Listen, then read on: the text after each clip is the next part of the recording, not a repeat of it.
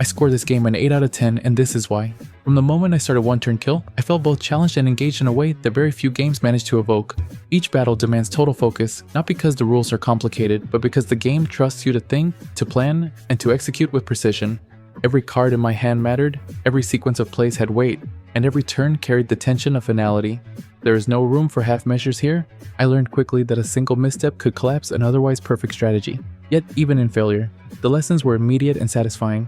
What struck me most was the way the mechanics turned simplicity into depth. Drawing cards is not just a means to play more, it is the cost itself.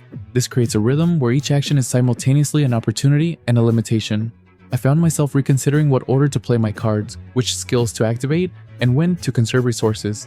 Over time, I developed an almost intuitive sense of my deck, but even then, no two battles felt identical.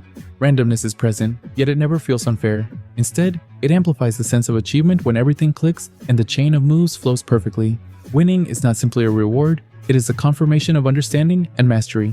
The deck building, though compact, offers surprising freedom. Each card has a purpose, and the interplay between them fosters experimentation.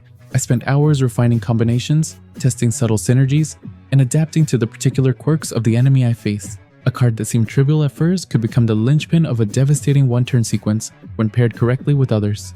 I love that the game rewards thoughtfulness and creativity rather than brute force. It is a space where I felt in control, yet constantly learning, where I was always nudged to think a turn ahead without feeling constrained. Visually and audibly, the game complements its mechanical elegance. The pixel art is restrained yet expressive, allowing me to focus on the strategic dance of the cards while still feeling immersed in a coherent world. Animations are crisp and meaningful, enhancing the satisfaction of executing combos without overwhelming the senses. The soundtrack pulses in rhythm with the gameplay, energetic enough to sustain momentum, but subtle enough to let my concentration remain undisturbed. There is an understated warmth to the presentation that makes the experience feel cohesive, intentional, and emotionally engaging. Despite these strengths, the game is short. A full run, including all achievements, can be completed in a handful of hours, and while the design is tight, I occasionally wished for more variety or additional challenges. Minor quality of life features like a cancel button or better undo options would make the experience less punishing for small misclicks. Still, these are minor notes in an otherwise polished experience. The intensity and clarity of the core gameplay more than compensate.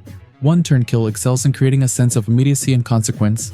It transforms what could have been a simple card game into a compact, mentally stimulating challenge that rewards focus, experimentation, and persistence. Every victory feels earned, every failure instructive, and every decision significant. It is a game that understands its premise deeply and refuses to dilute it. I recommend this game to players who enjoy strategy and precision, those who appreciate deck building as a thoughtful exercise, and anyone who finds satisfaction in mastering a system that challenges both mind and reflexes. If you relish high-stakes, intellectually demanding gameplay, and the thrill of perfect execution, One Turn Kill is a rewarding experience you will want to explore.